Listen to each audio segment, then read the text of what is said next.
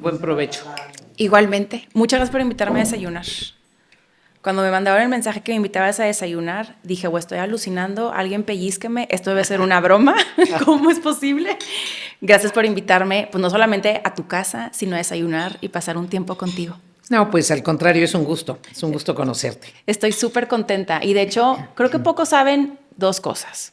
Una, que eres compositora y cantautora. ¿Te encanta la música? Me encanta la música. Realmente es lo que más me gusta. ¿Y cómo te diste cuenta que te gustaba Yo tanto? digo una frase, a mí la música me salva. A ese grado. Me gustó la música desde muy niña. Siempre me gustó la música. ¿Porque escuchabas algo en casa?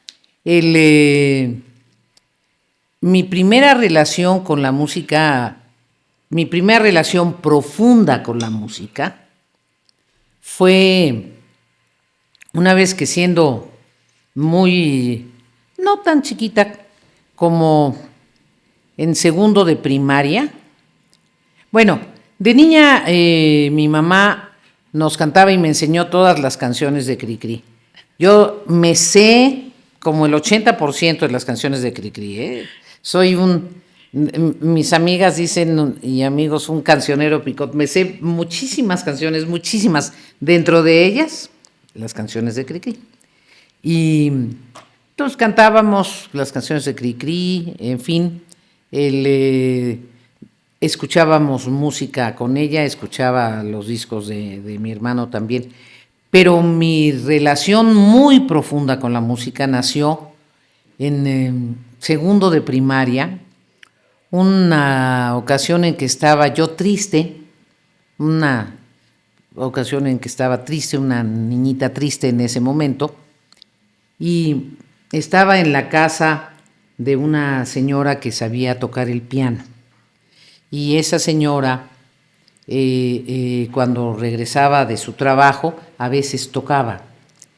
Y se puso a tocar esa noche el Claro de Luna de Beethoven. Entonces, la sonata Claro de Luna de Beethoven. Yo estaba escuchando en la recámara y me fui bajando por las escaleras con mucho respeto, con mucha sigilo, y a escuchar. Y dije, yo lo que siento ahorita es como esa música. Y allí nació un vínculo profundo con la música. Me parece que expresa mejor que ninguna otra forma que hayamos encontrado los humanos tus sentimientos profundos. Completamente. Y te has refugiado en ella en muchas ocasiones. Más que refugiarme, no, la disfruto, la comprendo. Tenemos una relación amorosa la música y yo, nos llevamos muy bien. Y generalmente escucho música al revés que muchos otros políticos, que lo primero que escuchan en la mañana son las noticias. Yo primero escucho música. Ok, entonces, ¿hoy qué escuchaste, por ejemplo? A Niña Pastori. Ando con la fiebre de Niña Pastori que se está presentando en México, que es una extraordinaria cantante, extraordinaria. Él es una cantante del flamenco que se introdujo al pop, y entonces dije, tengo que buscar los CDs que tengo.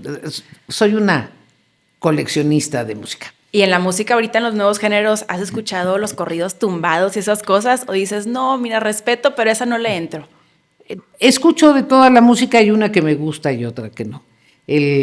A mí me gusta más la música que viene del Atlántico, la música con intervención de percusiones, los ritmos caribeños, los ritmos, todos los antecedentes de la salsa y todos los posteriores a la salsa, con excepción del reggaetón. Del reggaetón me gustan unos pocos reggaetones, pero...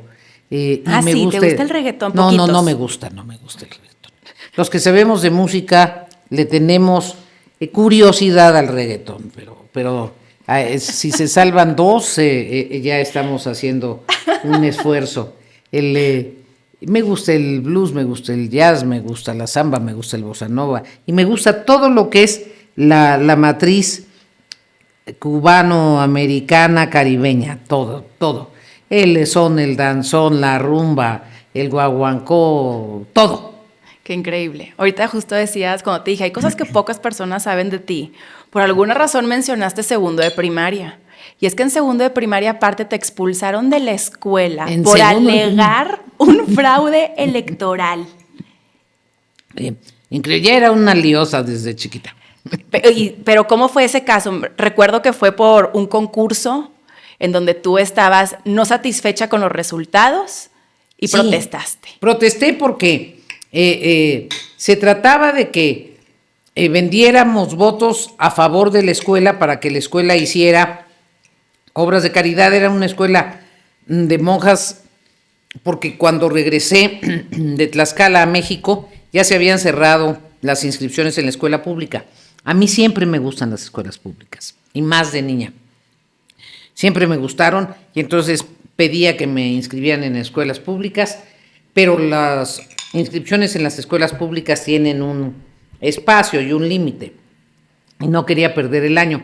Entonces me inscribieron en una escuela de monjas por Mixcoac, y hicieron un concurso de la reina de la escuela o no sé qué, y había que vender votos para que con lo de los votos se hicieran obras de caridad o se apoyaran a los niños. Y yo salí a vender y explicaba que era para hacer obras de caridad y apoyar a los niños que no tenían comidita en África. En fin, hice mi trabajo y mi grupito.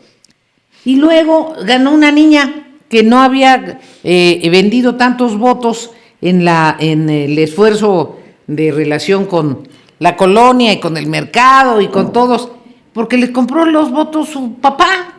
Y yo dije, bueno, si me hubieran dicho que te podía comprar los votos tu papá, yo le pido a mi papá que me compre los votos. Claro. No se vale, eso no estaba en las reglas, se trataba de que consiguiéramos que la gente estuviera dispuesta a cooperar, era provocar el espíritu de benefacción. Seguramente no lo argumenté así. Debo haber dicho no sé cuántas barbaridades. Pero el reclamo era genuino. Tú sentías la injusticia. Era legítimo el reclamo. Yo sentía la injusticia y me dijeron... De que aquí no estamos abiertos a las quejas. Hasta luego. Adiós, amigos.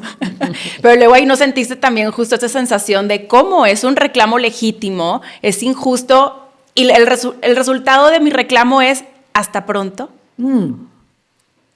Mira, no lo sé. Yo sé que había dado una lucha correcta, que traté de que se respetara las reglas que habían establecido. Ese era el tema, que se respetaran las reglas que habían establecido. Me sorprendió mucho que cambiaran las reglas, que distorsionaran las reglas. Eso no lo pude entender, no pude estar de acuerdo. Y qué impresión cómo desde segundo de primaria hasta ahorita sigues también velando por lo mismo. Es curioso, no lo había pensado, pero enfocándolo así. Siempre, fíjate que mi vivencia en Huamantla, Tlaxcala, creo que fue esencial para mi comprensión de la vida, porque en Huamantla se me presentó de manera muy gráfica la injusticia. Y eso me marcó desde niña, luego en la adolescencia, y definió mi vida. Yo, por esas vivencias en la niñez y en la adolescencia, dije, yo quiero estar de este lado, del lado de quienes no tienen todas las posibilidades para que sus derechos sean plenamente respetados. Y lo definí desde entonces, y ahí he estado. Me gusta mucho escucharte y conocer todo tu contexto, porque de pronto sí nos pasa a las nuevas generaciones que pues nos está tocando ver ya una etapa de, en tu caso particular, pues una Beatriz Paredes que ha conquistado muchísimo, te vemos ya en estas altísimas esferas, pero hubo todo un camino para llegar ahí. Y me encantaría justo recorrerlo, no sin antes hacerte saber que me estoy dando cuenta ahorita que veo rápidamente en dónde estamos, que si has cumplido con la costumbre familiar de la ausencia de fotos. Sí, yo no tengo fotos. No tienes. No. Ni de niña, ni de adolescente. Que justo esa ausencia de foto fue lo que te permitió considerar que tu mamá era un extraterrestre. Sí. Qué lindo, ¿no? Como también justamente curiosear respecto a quién es tu mamá, tu papá, de dónde vienen. Porque al final del día de dónde vienen ellos, vienes tú. Y todo tiene una razón de ser. Sí, pero no hubo la tradición en la casa de las fotos. Y de mi papá en la sala tengo un cuadro. Ay, qué increíble. Sí, un cuadro. No foto, cuadro. Es lo que tengo. Un óleo. Pero es que además hay pocas fotos de mi papá también. Somos una familia que no tiene fotos, no tiene la tradición de fotos. ¿Y te habría gustado tener más o no? No es un tema. No me interesa especialmente, aunque mi vida refleje lo contrario, el protagonismo. No me interesa. Soy una protagonista, lo sé, no lo puedo negar, no renuncio a ello, pero no es un asunto que tenga que ver con uno de mis leitmotivs. O sea, soy no lo soy protagonista porque es necesario para cumplir mis propósitos. No es un propósito en sí mismo. Y me llama la atención lo de las fotografías porque estamos aparte de una era en la que le tomamos fotografías a todo. A todo. Absolutamente a todo. Entonces, conocer a una persona que es la antítesis de eso es muy revelador. Imagínate cómo el esfuerzo que me cuestan las campañas de ahora, que son 5,000 fotografías y un diálogo. No. Y videos para el TikTok. Y de pronto hay que bailar. Ah, qué padre. Pero no bailas por el placer de bailar, que a mí me encanta. No sabes cómo me gusta la danza y cómo me importa la danza. Incluso hay un libro maravilloso de Andrés Enestrosa, que es un poeta oaxaqueño, istmeño, un intelectual del istmo muy importante, que se llama Los hombres que descubrió la danza. Que es un libro maravilloso, que tiene que ver con una de las etnias oaxaqueñas. A mí me encanta la danza, conozco del tema y me gusta mucho bailar, pero por el placer, por el gusto, por el gozo. Aquí bailan para que los vean. Todo es para que te vean. Es una etapa notable de exhibicionismo. ¿Te gusta? No, la entiendo. Hay que comprender sus razones profundas. ¿Y cuáles son las razones profundas? No sé. Creo que las personas necesitan que le den la identidad a otros.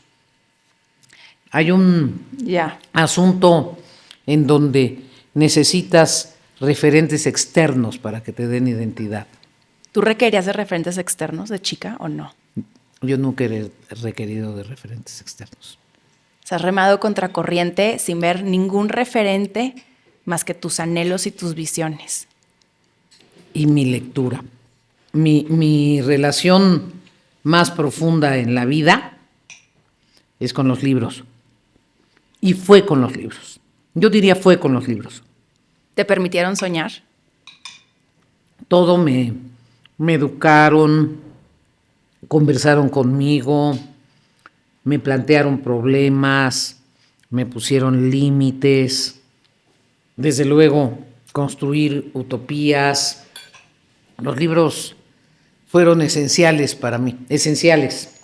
Mis principales compañeros y educadores, los libros. Yo tuve la fortuna de aprender a leer de muy niña y de vivir en la casa cuando vivía con mi mamá, donde había muchos libros. Sí, le encantaba leer a tu mamá, ¿no? Sí. Y a mi hermano que me llevaba exactamente 10 años, entonces yo tenía acceso a los libros de mi hermano y me volví muy asidua lectora y en la casa leíamos mucho. Entonces a mi mamá le gustaban las series, las sagas de literatura de caballería, Los Tres Mosqueteros, Los Pardallán, en fin. Entonces esas eran sagas inmensas de más de 50 novelas, 80 novelas, 100 novelas, en fin. Y las sagas de literatura policíaca. Entonces también Sherlock Holmes, Perry Mason, Michael Spillane, Agatha Christie, todo. Entonces leía. Y a mí me apoyaba con Salgari, con Julio Verne, o sea, los libros de niños, pero aparte yo leía los libros de ella y los libros de mi hermano. A mi hermano le gustó la ciencia ficción, entonces yo me aficioné a la ciencia ficción. Fui una asidua lectora de ciencia ficción en la secundaria, muy asidua. Y yo te diría que a mí la ciencia ficción me influyó muy positivamente, creo. ¿En qué sentido? Hay un libro, una pequeña novela, que publicaron en una revista especializada en ciencia ficción que llegaba a México de Editorial Planeta, que se llama la revista Nueva Dimensión. Es el número 10. Esta pequeña novela se llama La balada de las estrellas. Es una historia fantástica que se desarrolla como el año 3000. Yo te estoy hablando que yo la debo haber leído antes de los 70, como en 60 y tantos, 68, 67.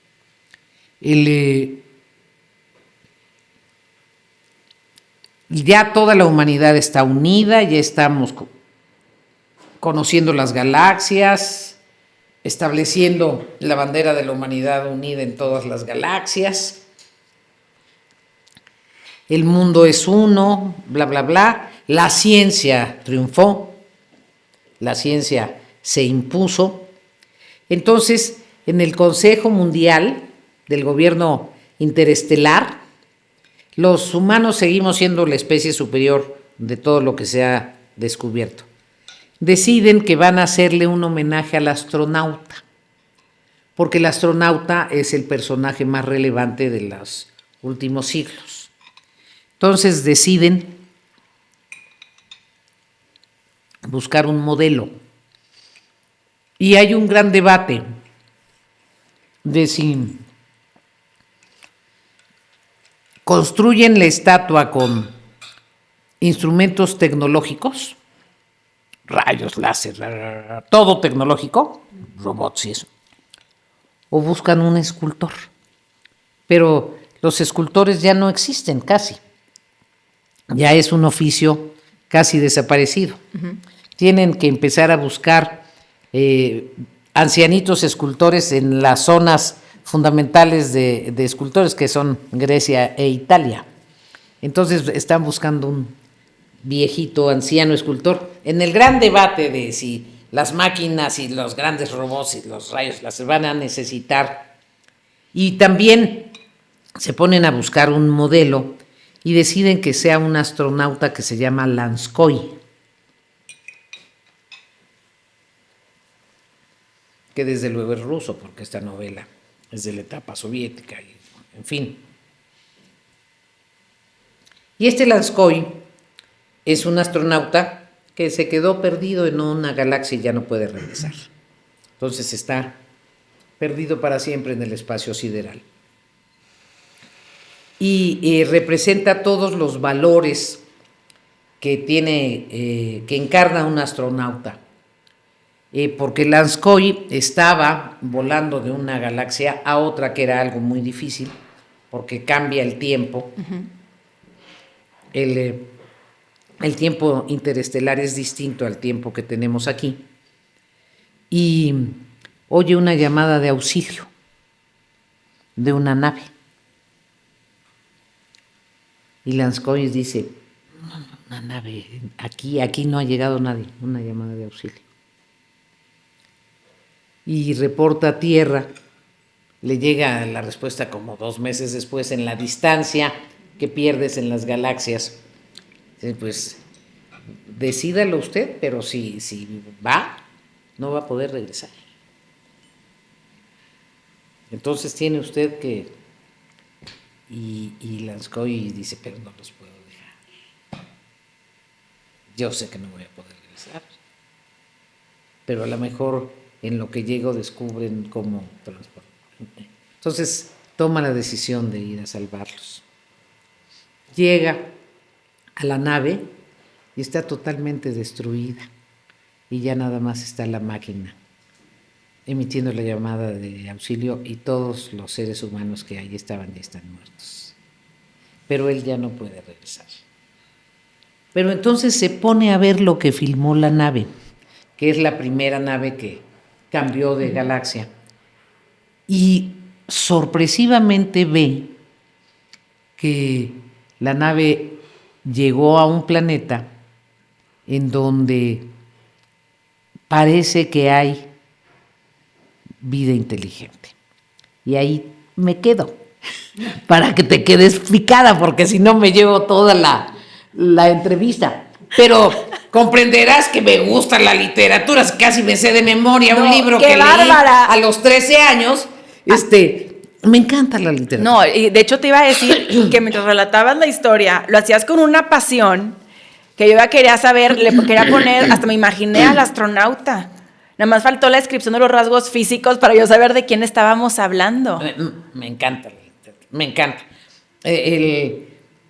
Por eso te digo, yo siempre pensé que iba a estudiar o música o literatura, porque me apasionan, me encantan. De tal manera que solo me dedico a eso. Entonces cuando me pongo a leer es un horror, porque lo único que hago es eso. Te concentras y te metes Sí. en ese mundo. Qué increíble. Sí, y más también conocerlo de ti, porque ahorita... No sé tú qué opinas sobre esto, pero el hábito de la lectura es uno que se ha ido perdiendo paulatinamente. Por desgracia, porque el hábito de la lectura y el ritmo de la lectura, cuando tienes que profundizar en relatos amplios, te desarrolla cierta capacidad reflexiva que las frases cortas no necesariamente desarrollan. Son procesos neurológicos que requieren cierta decantación del pensamiento. Yo creo que es muy importante estimular la lectura. Conforme tú crecías, tanto en tu infancia como en tu adolescencia, ¿llegaste a percibir alguna diferencia en el trato o en las instrucciones que les daban a los niños y a las niñas? Fíjate que mi papá fue marinero. Sí. Entonces, cuando me tocaba vivir con mi papá, vivíamos él y yo solos. Y él nunca me trató como si las niñas fuéramos inferiores o fuéramos diferentes o tuviésemos que cumplir un rol preestablecido. Él me trataba como si fuera yo su compañero grumete de camarote.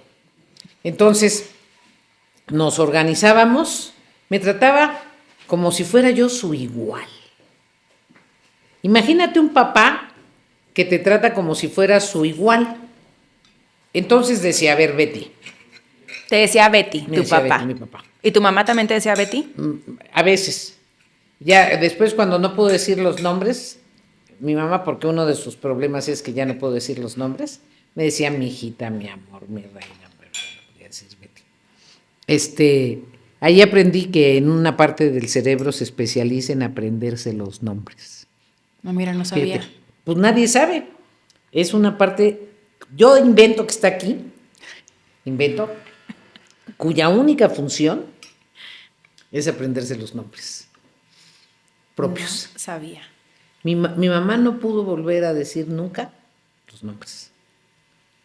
Ni mi nombre, y por eso ese cuento solo pudo decir el de Manolo.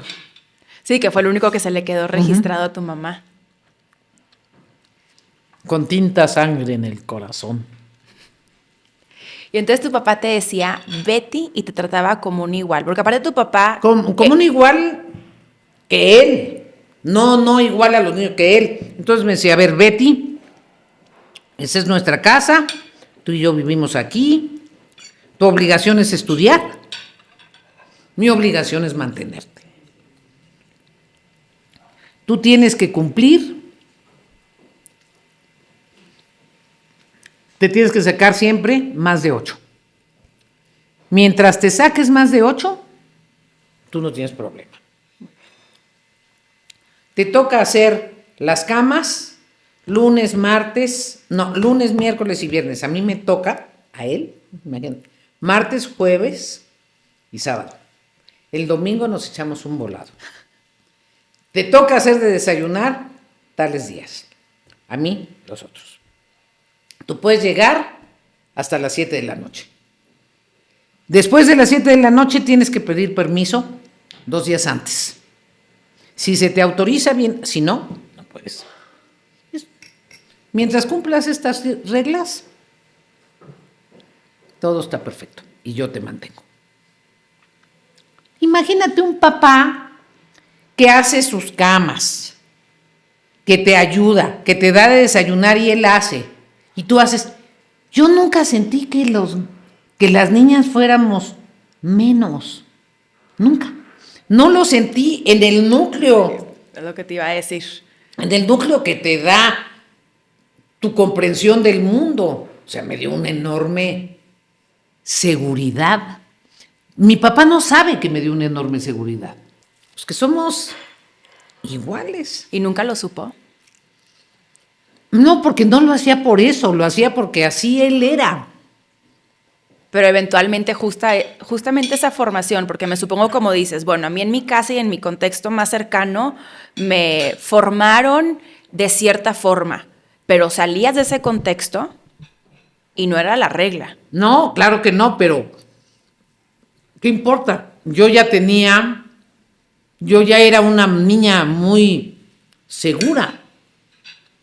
Y como era una buena estudiante,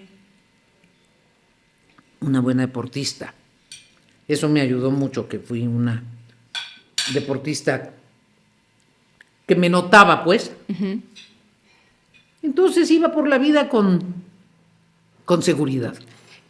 ¿Y cómo afrontabas tú si de pronto tú teniendo toda la seguridad, la independencia y la autonomía que la formación que tuviste en casa te otorgó, si estabas en el mundo exterior y te querían eventualmente encasillar a otro rol? ¿Cómo afrontabas tú esos momentos? Pues no me dejaba. ¿Qué dices? Y hasta la fecha no me dejo. No me dejaba. Es súper interesante, porque entonces, ¿qué impacto que aparte por tu papá, tú también te permitiste ir remando contracorriente sabiendo que habría una realidad distinta de abordarnos porque tú la tuviste en tu casa? Es que tú no te das cuenta que hay una realidad distinta hasta que vas creciendo. ¿Tú a qué edad te diste cuenta?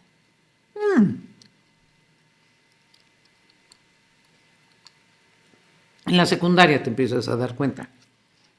Ya nos trata, tú también te debes haber dado cuenta. Las niñas, cuando empezamos a ser unas niñas atractivas, nos empezamos a dar cuenta. Ahí empieza a cambiar todo. Ya no te ven igual los niños. Sí, no. Ya no es lo mismo. Totalmente. Entonces, hay un momento en donde el mundo de la sensualidad cambia. Y si no tienes elementos y soportes para manejarlo, la mayoría de las niñas se desconciertan mucho. ¿Y cuáles fueron esos elementos o y se soportes descarrilan que tú tuviste? Siempre tuve mucha suerte. Yo me fui a vivir con mi papá a Huamantla. Y Huamantla, que es un municipio del estado de Tlaxcala, fue muy benigno para mí. Gracias. muy positivo para mí. Porque encontré un maestro que fue crucial en mi existencia, que un día, yo era una niña bastante insoportable, Pero ¿por qué insoportable? No, insoportable. ¿Pero eras pesada? No, era insoportable. ¿Retadora? No. Contreras. No. Me sentía Juan Camané. Aquí todas las puedo. Y lo que yo digo es... No, lo que sucede es que pues yo iba de México. Es que bueno, es importante justo hacer esta distinción. Tus papás se separan y tenían un arreglo en donde tú ibas un año a Ciudad de México y vivías con tu mamá y otro año con tu papá en Tlaxcala. ¿Qué arreglo? ¿Qué cosa? No se los recomiendo a los papás que se divorcien. No, hasta secundaria que yo dije, ya, yo me quedo en Tlaxcala, ya. Tú decidiste Tlaxcala. Es que era yo muy traviesa. Y aquí en México era peor, entonces me quedo en Tlaxcala. Pero entonces yo llegaba de México, leída y escribida, teatro, el Holiday on Ice, todo, ¿no? Y muy leída. Entonces era insoportable. Jugaba voleibol. Bien. Y entonces un día me llama el maestro de matemáticas. Me dice, oiga Beatriz, ¿por qué está dando usted lata toda la clase? ¿Por qué no deja que sus compañeros se concentren? No, es que yo ya me sé la clase. Así era de mamila, ¿eh? ¿Cómo ya se sabe la clase? Yo ya me sé la clase. Incluso estoy inventando un teorema. ¡Ay, no! ¡Palabra! Así de insoportable. Estábamos Autoestima no faltaba. En la etapa de teoremas. ¿Está usted inventando un teorema? Sí. He revisado el teorema de Euclides. Insoportable. Y me dice el maestro, muy bien. Pues ya que es usted tan buena en matemáticas, la voy a invitar a ser mi auxiliar. Este maestro Sabe lo que es bueno. Este maestro sí entiende. A ver, que aquí hay canela fina. Bueno, maestro, si usted quiere, claro. Entonces, imagínate, yo estaba Rayada. muy contenta.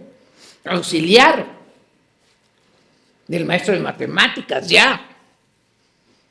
Pero yo no sabía que ser su auxiliar era pasar por sus apuntes. Tenía una letra infame, pasárselos en limpio, en fin. Pero yo estaba más creída todavía. Y fui su auxiliar, iba por los apuntes, los pasaba en limpio, Y a veces cuando le hablaban por teléfono y tenía que salir a contestar a la dirección, me dejaba encargada del grupo. ¡Uy! No, veré. Con autoridad. Ya. Estoy de auxiliar. Y unos 2 semanas después me llama y me dice, Beatriz, ya vi que es usted una buena profesora auxiliar.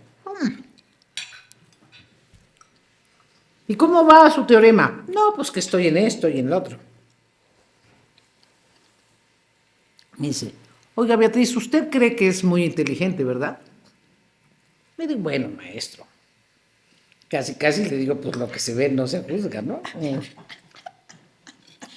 Y ya se dio cuenta que a usted la inteligencia solo le ha servido para ser extraordinariamente odiosa. Y ya se dio cuenta que lo único que provoca es el resentimiento y el coraje de sus compañeros. Y ya se dio cuenta usted que la inteligencia, en lugar de acercarla con los demás, le está separando de los demás.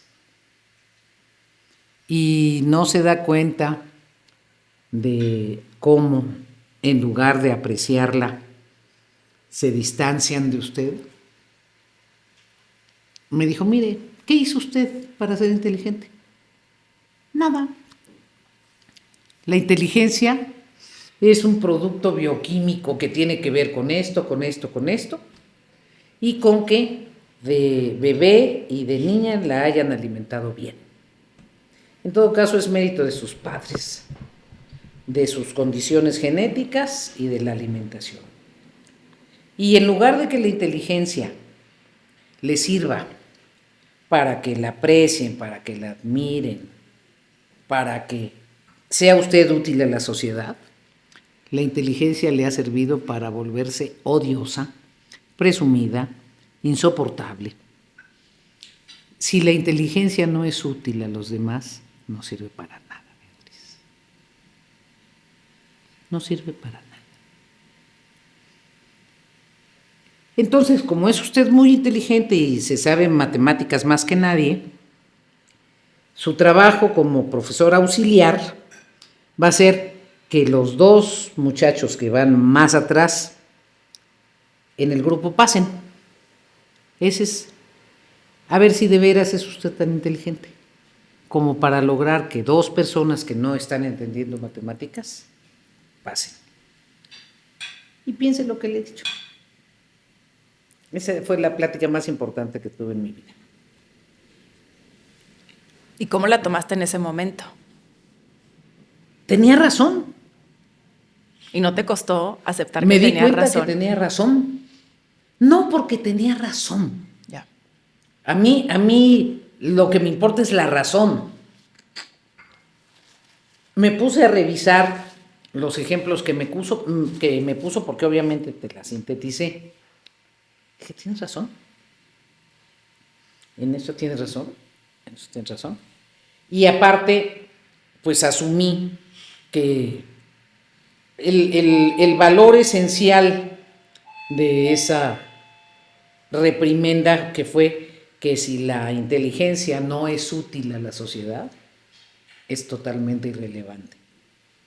Entonces, me volví amiga de los dos chamacos que no pasaban, y los dos, uno era hijo de campesinos, del comisariado ejidal, que es la autoridad del ejido. Uh-huh.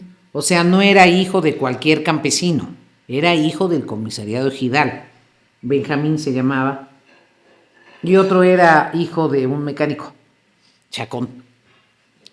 Y los conocí y acompañé mucho a Benjamín, que tenía un enorme deseo de pasar, porque era el primero de su familia, en la historia de su familia y de sus abuelos, que había llegado a la secundaria. El primero. Entonces estaba desesperado por pasar, se esforzaba, no entendía. No aprendía, porque no memorizaba. Y ahí aprendí, viéndolo, que la desnutrición infantil lo que te hace es que no desarrolles la capacidad de retentiva.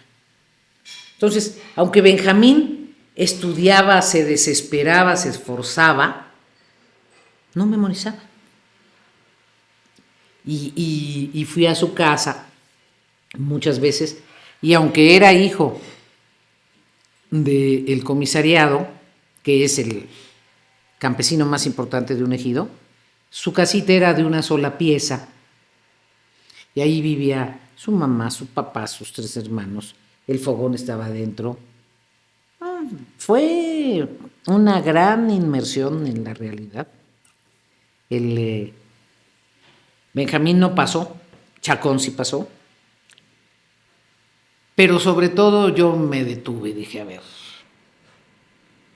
y aprendí la gran lección.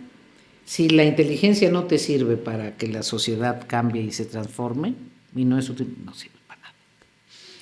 Y de ese momento tenías ¿cuántos años? Estabas en secundaria. Estaba en segundo de En segundo de secundaria. secundaria. ¿Habrán sido qué? 14. 13, 14, entre 13 y 14. Y de ahí das un salto cuántico porque en cuestión de menos de 10 años te conviertes en diputada local del Pero estado de ahí Tlaxcala, básicamente me ligo al movimiento campesino. a la Confederación.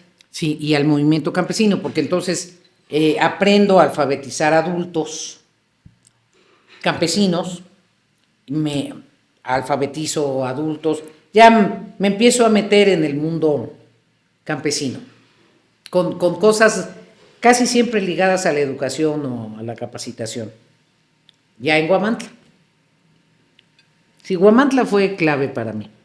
Y ahí justo que te adentras al ámbito campesino, que justamente tú entras al PRI por la Confederación Nacional Campesina. Sí, yo entro a la Confederación Nacional Campesina y la Confederación Nacional Campesina forma parte del PRI.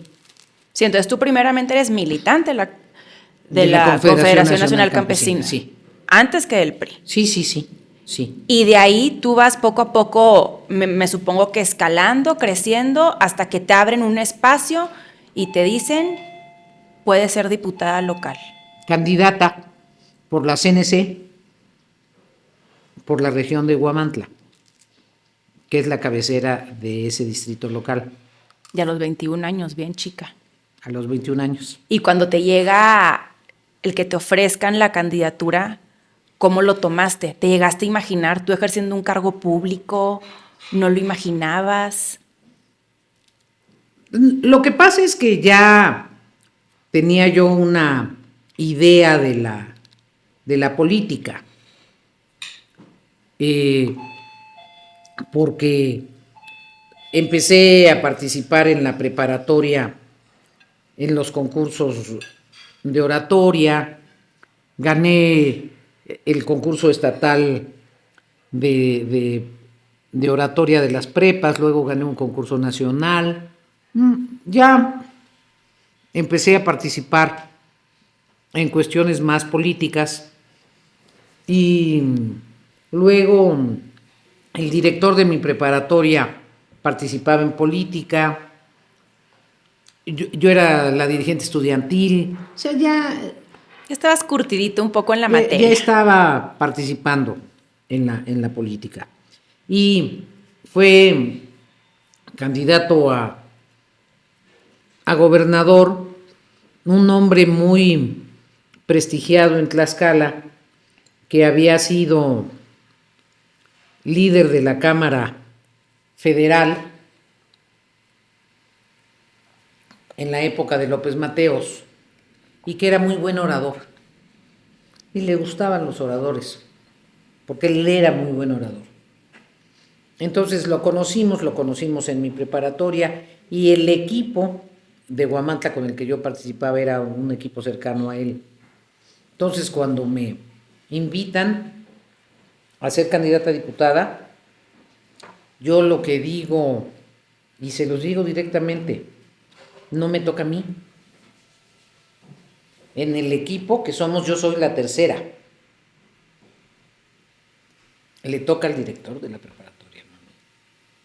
Yo soy la presidenta de la sociedad de alumnos, la líder, no era la presidenta porque ya había salido yo de la prepa, pero yo soy la líder, pero de los estudiantes. Le toca al director de la prepa y él es más político que yo.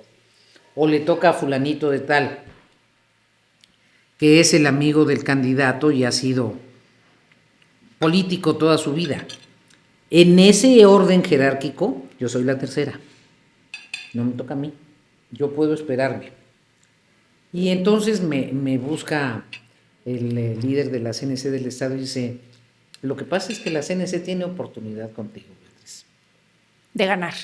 No, y de tener una posición como CNC, como Confederación Nacional Campesina. Y en el Congreso local, tú eres una mujer competitiva en un distrito en donde puedes ganar, tú puedes ganar. Y le dije, sí, pero pregúntenle a mi equipo, porque yo no me quiero No te quieres saltar. No me quiero brincar. No, y además no quiero que ellos sientan que yo ando ahí de oportunista, Claro. brincándome. Y entonces habló el candidato a gobernador conmigo, me dijo, mire Beatriz, yo empecé como diputado local. No era tan joven como usted, pero era joven. Fue mi primer cargo político, ser diputado local. Y usted quiere ayudar a los campesinos de su región, yo tengo un proyecto de gobierno muy vinculado al sector agropecuario. Una voz como la de usted es útil en el Congreso porque conoce. Le dije, ya dije, don Emilio, convenza usted a mi maestro y a don Pepe era. En primer lugar iba Álvaro, según yo, en segundo don Pepe. Pues era lógico, jerárquicamente era lo que según yo, y en cuarto Margarito, que era el líder campesino. Entonces, dije, si ellos están de acuerdo, sí, si no, no, porque nos va a romper usted la estructura como equipo, y somos un equipo muy importante. A su equipo le va a ir muy bien con nosotros, y le digo, sí, pero tenemos que ser equipo. Y ahí, ya me funcionaba la cabeza. Bien chiquita. Y aparte para también dimensionar la importancia de la cohesión, de que si justamente no se hacía el debido proceso para que ellos también te arroparan, pues entonces el movimiento también se iba a ver fragmentado. ¿Qué es lo que pasa actualmente en la vida política también del país, en donde de pronto movimientos se fragmentan por imposiciones de algunos cuantos? O por ambiciones individuales. La política no es individual. Cuando tú crees que la política es individual y que se puede resolver con un solo personaje, no comprendes la dimensión histórica de la política. ¿Y ahorita tú crees que estamos inmersos en esa situación, en donde muchos consideran que el poder está en una sola persona y que a partir de eso se transforma? Yo pienso que estamos en una etapa en donde la dimensión estratégica y global de la política se redujo. Me parece que estamos en una etapa en donde la idea del hombre fuerte, del personaje fuerte, predominó y que se retrocedió de manera significativa en el esfuerzo que se hizo muchas décadas para consolidar un país de instituciones. Entonces, creo que por desgracia estamos en un riesgo de una involución histórica dramática. Previo a tocar el presente, me gustaría también abordar varias lecciones de tu pasado, porque justo mencionas, a los 21 tú ya habías puesto sobre la mesa las condiciones para tú ser la candidata a una diputación local. Pero yo escuché una historia que me sorprendió muchísimo de cómo tú a los 22 años conociste de primera mano cómo el poder en México te da todo, pero también te quita todo. ¿Cómo fue también inclusive para ti esa capacidad de reflexión para aprender en cabeza ajena? Pero déjame decirte, ahorita que te comenté del juego en equipo, de la necesidad de saber jerarquizarte. Yo creo que uno de los problemas que tenemos las mujeres que participamos en la política es que nos cuesta mucho trabajo jerarquizarnos. En ese sentido de ponernos de ponerte abajo. De segundo, de ponerte de tercero, nos cuesta. Siempre pensamos, ¿no te ha tocado? Claro, es más fácil un hombre Tienen más experiencia. Sí. En jerarquizarse. Es la experiencia del ejercicio del poder. Uh-huh. Una de las cosas que a mí me ayudaron, pienso que me han ayudado mucho, es que aprendí muy chiquita a jugar ajedrez. Muy chiquita. Y te gusta mucho, ¿verdad? Mucho. Pero sobre todo como aprendí muy chiquita, yo pienso que tengo una parte de mi coco que se formó con el orden que te da el ajedrez. Entonces, de manera natural, siempre veo el tablero completo. Ya es de manera natural. No Así veo Es las una cosas. gran habilidad. Pero es una habilidad que se formó a través de los años y de manera natural siempre sé que un alfil puede ser importantísimo, aunque sea un alfil, que una torre es importantísima, que a veces un peoncito es el que salva al rey.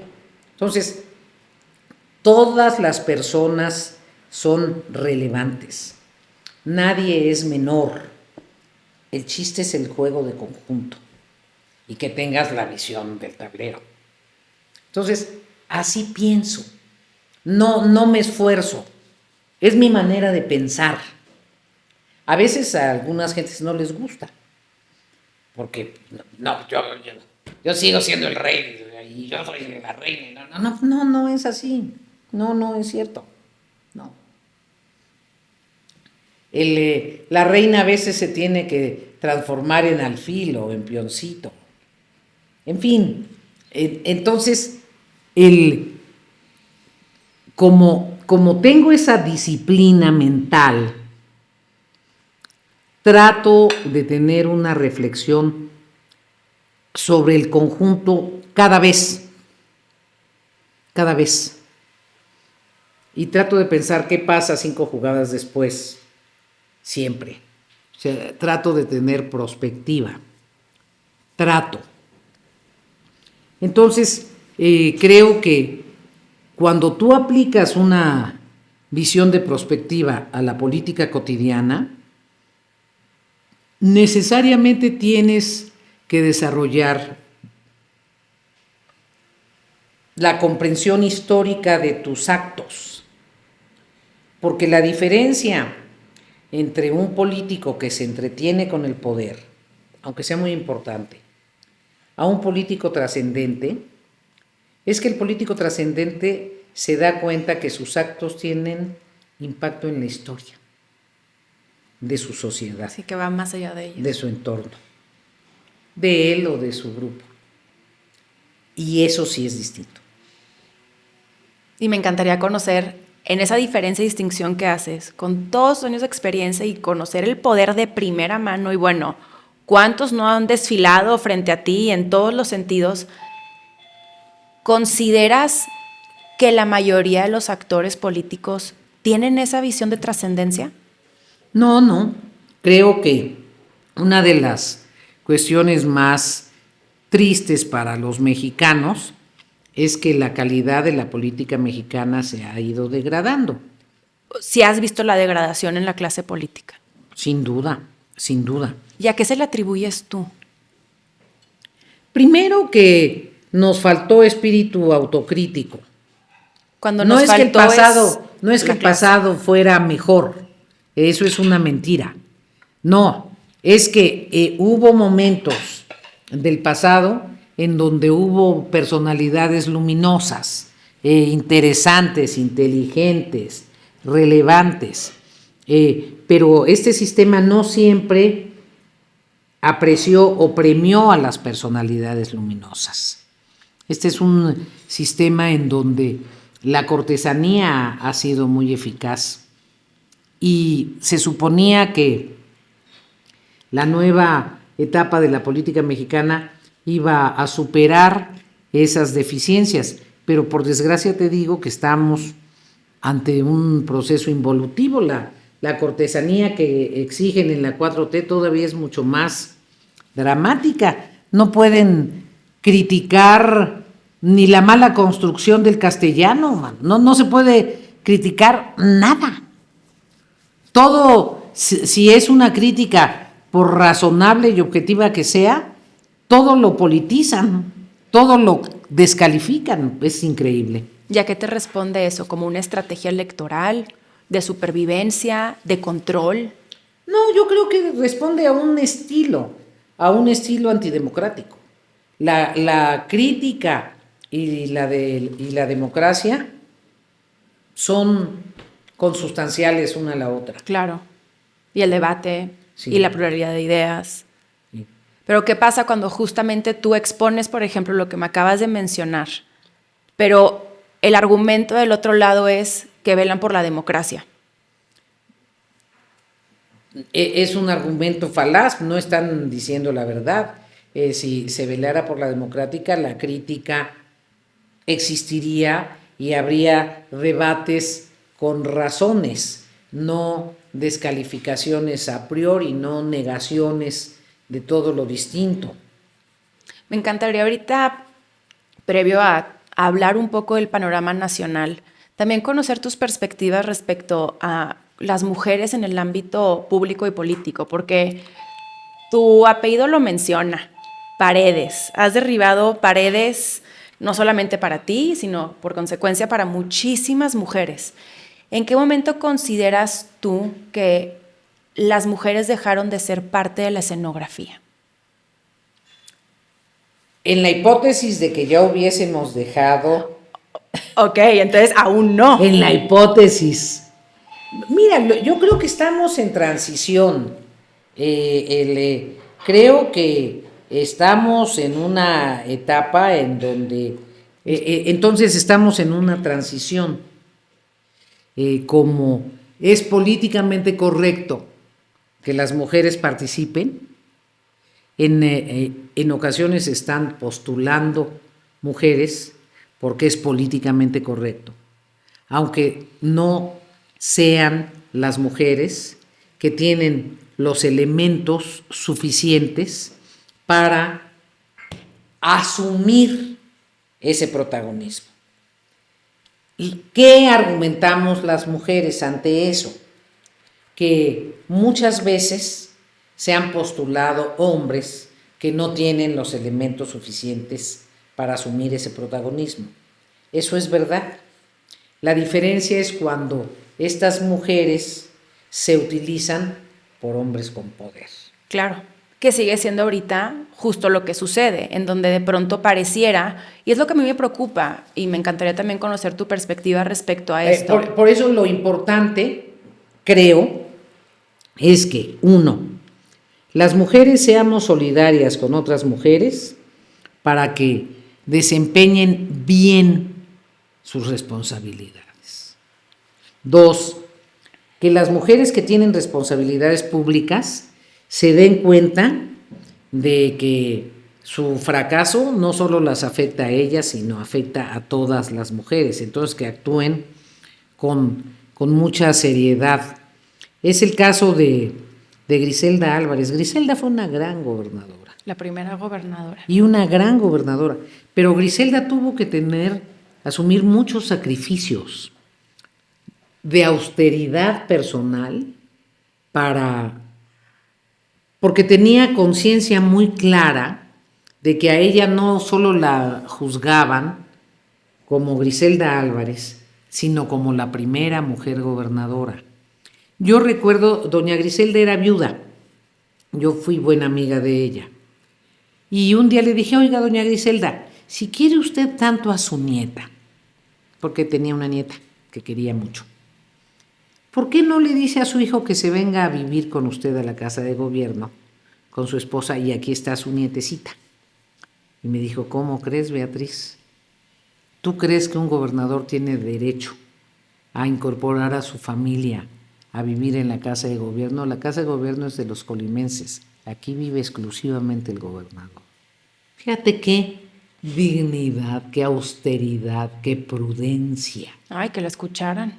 Por eso, es extraordinario. Bueno, entonces, todavía hay que hacer un doble o triple esfuerzo y las mujeres debemos procurar que las mujeres que tienen comprensión de la política, que son eficaces, etcétera, pues sean promovidas y sean empoderadas. Y ahora justo un poco en el hilo de lo que me mencionas, algo y me interesa también conocer tu opinión, es que actualmente en México las mujeres estamos tomando puestos clave, y ahí estamos, pero eso es sinónimo a que dominamos el sistema político mexicano. No. Entonces es una fachada. Estamos en transición. Hay mujeres que tienen el ejercicio pleno de su función siendo mujeres y hay mujeres que no tienen el ejercicio pleno de su función como sucede con los hombres. Lo que pasa es que no nos podemos esperar hasta que haya puras mujeres que puedan tenerlo, porque entonces, quién sabe hasta cuándo. Sí, pero no es que seamos una fachada, es que estamos ahorita en la etapa en donde las mujeres, nosotras mismas, tenemos que dar el estirón. Nosotras mismas. Tenemos que tener un enorme espíritu autocrítico.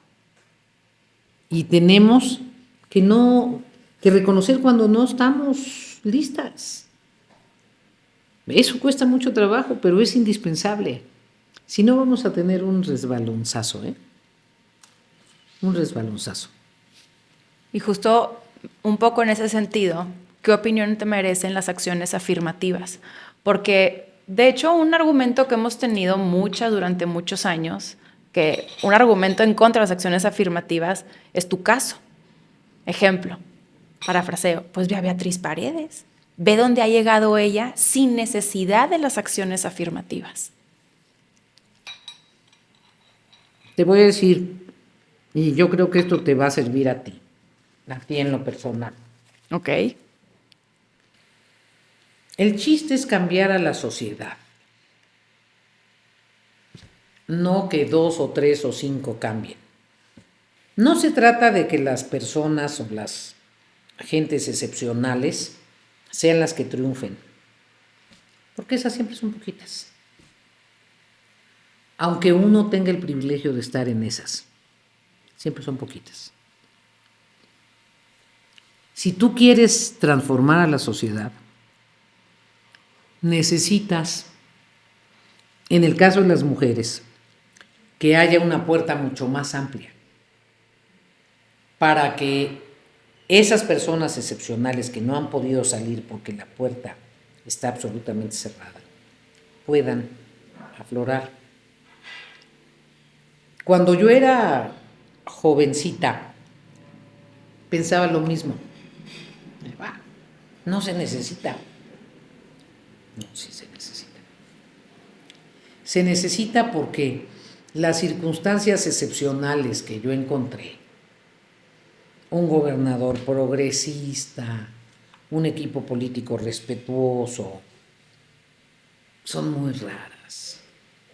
La mayoría de las muchachas jóvenes se encuentran, ay, ¿quieres ascender? Pues ¿por qué no nos vemos en el motel número quién sabe qué a tales horas? Y cómo no, yo te ayudo, pero con tu respectivo pago de cuota física previo. ¿Cómo no? Vamos a impulsarte, pero ahí está mi hija. Mi hija es mujer. Entonces, las acciones afirmativas son importantes para que el conjunto tenga oportunidades.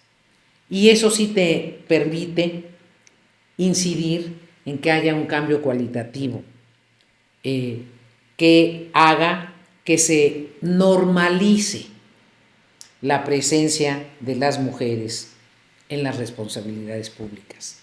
Eso es lo que logramos con las cuotas. El ritmo en el que veníamos participando, Griselda primero, Beatriz después, Amalia después, Dulce, era muy por goteo. Las cuotas nos permitieron que haya una presencia mucho más relevante y se irán decantando. Ahora tenemos la responsabilidad de lograr que este arribo de mayor número de mujeres por cuotas sea cualitativamente importante. Te voy a buscar un texto que escribí. Ay, sí. Donde expliqué sobre por qué yo estaba en contra y por qué me volví a favor. Y fue con una plática con quien era la presidenta de la socialdemocracia en ese entonces, porque las cuotas las empezaron las suecas. Fue un asunto de los países nórdicos. Sí, de ahí lo fuimos poco a poco ya importando. Otro reto que también tenemos, y me gustaría conocer cómo consideras tú que podamos mitigarlo, es esto de que los hombres decidan por nosotras. Y lo traigo a colación porque es evidente que al final del día un hombre decidió sobre el futuro que tú podrías haber tenido respecto a una candidatura presidencial? Porque no te consultaron. No me informaron. Pero no creo que haya decidido él, no. Ah, ¿no? No, yo creo que este es un tema de grandes intereses. Yo no pienso que la política sea un asunto, te insisto, de carácter individual. Yo pienso que cuando ya se encuentra uno en las... Hay como estadios de la política. Ok. Entonces está los subsuelos de la política, los inicios de la política, y luego las grandes ligas, ¿no? En las grandes ligas este es un tema de grandes intereses. Mi apuesta, cuando decidí participar en el proceso interno, era convencer a los partidos de nuestra alianza que una candidata o un candidato, en este caso una candidata, pero hubiera apostado igual por un candidato, de centro izquierda, era más funcional en esta competencia que un candidato o una candidata de centro o de centro derecha. Funcional, competitivo. Competitivo. Funcional, competitivo. Porque desde mi perspectiva, el electorado que no comparte la propuesta de la 4T ya está muy consolidado. Y ese electorado que no comparte la propuesta de la 4T va a votar en contra de la propuesta de la 4T. Pero hay un electorado en duda que desde mi perspectiva es más progresista que conservador. Y desde esa lógica, desde mi perspectiva estratégica, era mejor un candidato o una candidata de centro izquierda. Por eso me postulé. Esa era mi apuesta analítica, Y por la hipótesis de que muchos priistas votaron en 2018 por Morena y que probablemente una parte de esos priistas votaran, si yo era la candidata de la alianza, nuevamente por la alianza. No fue suficiente mi argumentación, no fue suficiente este análisis, no pesó lo suficiente en quienes estaban incidiendo. Entonces, es una apuesta que puse sobre la mesa, trabajé por ella, presenté mi perfil, lo que yo consideraba mis ventajas competitivas, mi visión analítica del ejercicio del poder, y se optó por otra lógica, una lógica más mercadotécnica, una candidatura más fresca, menos vinculada a lo que pudiera reconocerse como un político profesional. Se pensó que es una opción más atractiva. En el fondo fueron estos dos modelos. Ese es, y lo demás es anécdota. Pero en esa anécdota, ¿tú cómo afrontaste justamente esto? Que no tuviste información previa, tú seguías en una contienda y de pronto saber que ya no. Porque no genera algún tipo de frustración, de enojo, de coraje. O ya estás en un nivel de inmutación que dices, no, hombre, ya. No. Siempre las cosas, desde luego, te afectan. Pero yo soy jugadora de ajedrez, no boxeadora. Entonces ahí, otra vez tu tablero, lo reorganizaste. Pues sí. Hablando de reorganizar tableros, no quisiera dejar y concluir esta parte 1, porque habrá una segunda parte en la que nos adentraremos a muchos temas más. Pero justamente este sábado, que es 23 de marzo, se cumplen 30 años desde el asesinato de Luis Donaldo Colosio, que fue un gran amigo tuyo. Y hay algo a mí que me ha llamado mucho la atención que tú has mencionado, que se lo he escuchado muy pocos políticos de tu época, que su asesinato significó la pérdida de una generación. ¿Cómo fue esto? Estoy convencida de eso. Luis Donaldo representaba la posibilidad de darle continuidad a la transición democrática del país. Estaba preparado y se fue formando. Él, además de sus orígenes y ser verdaderamente producto de la cultura del esfuerzo, era un muchacho, un joven extraordinario, estupendo, muy de Magdalena, muy de su región, muy norteño. Yo pienso que para entender a Luis Donaldo era muy importante conocer Magdalena de Quino y esa zona del norte de México. Era muy para adentro, Luis Donaldo. Y se había formado como técnico, era un buen administrador público, había abrevado de la realidad de todo el país como director de desarrollo regional, había estado en el poder legislativo, en un área estratégica, el área de presupuesto, en la administración pública, en el poder legislativo, venía de una región muy importante, había estudiado planeación, muy consolidado en la visión del desarrollo fuera del país, había regresado con una visión nacionalista contemporánea y se había involucrado en tareas partidistas en la etapa en que el PRI ganaba y perdía, que eso es muy importante.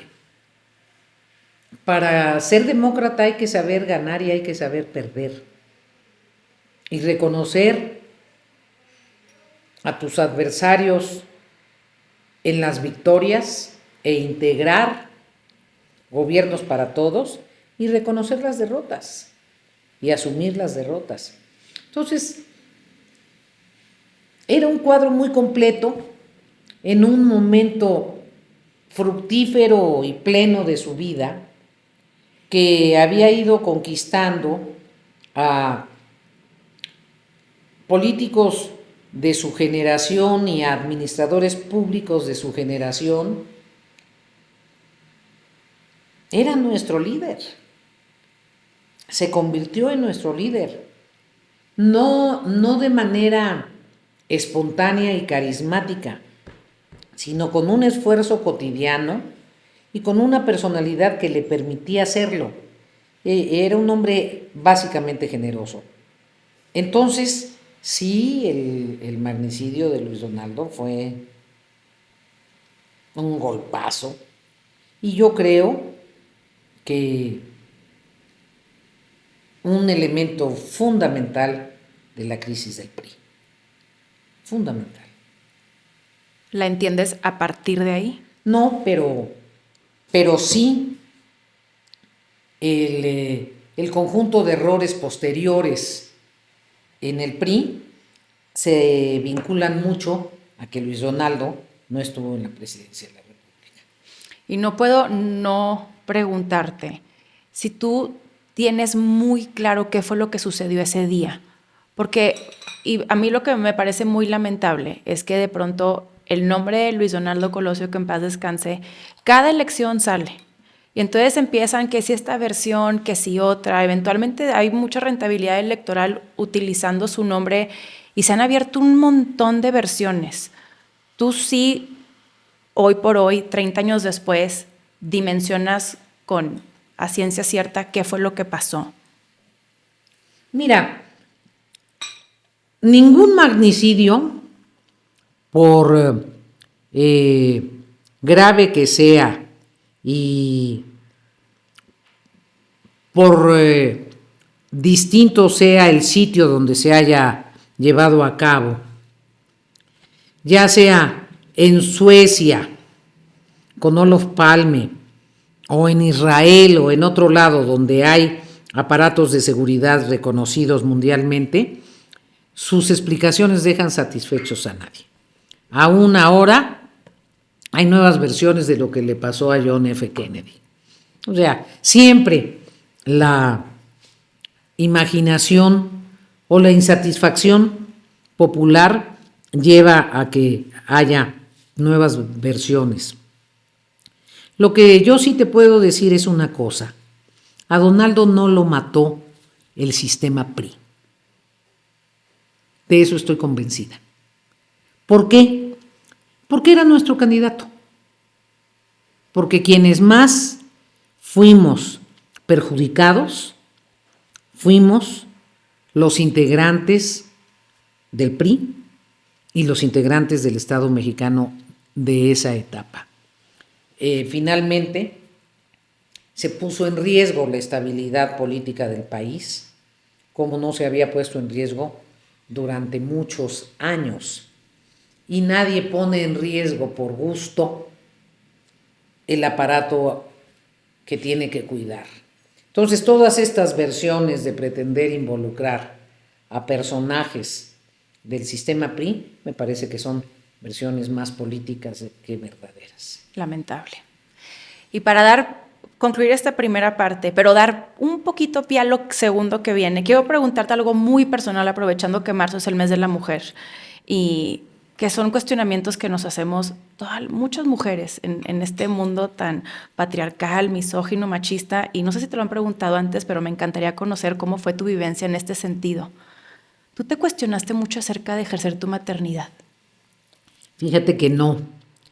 Yo decidí en la secundaria, cuando estaba viendo series de ciencia ficción, etcétera, que no iba a ser mamá.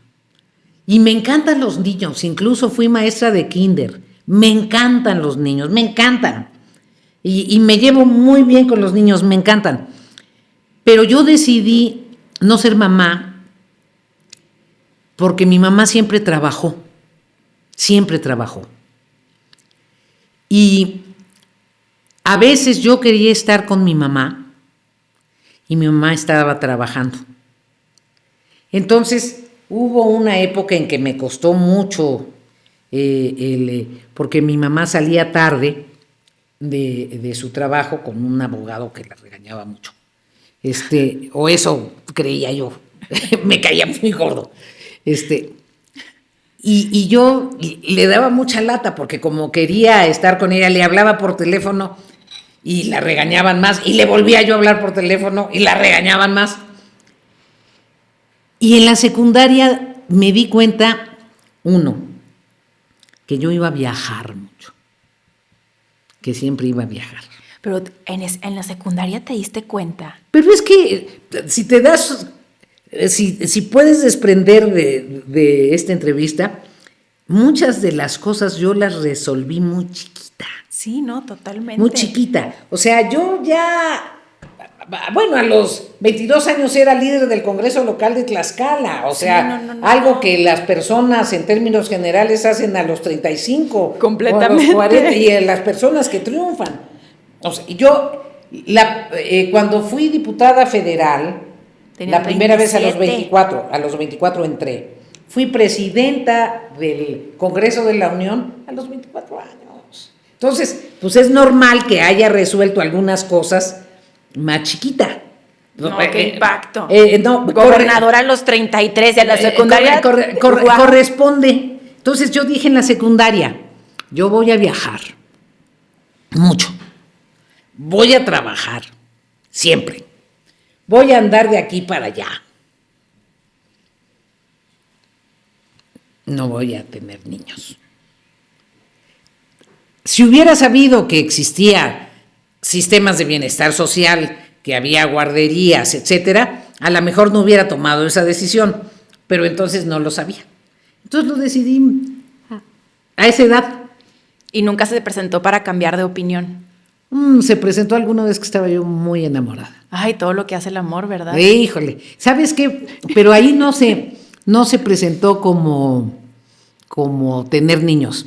Se presentó como yo quiero reproducir a esta persona, que es distinto. Ay, Era no, un gesto de bueno, amor. es que eres muy romántica. Soy romántica, muy romántica. soy enamoradiza. Sí, no, ya me di cuenta.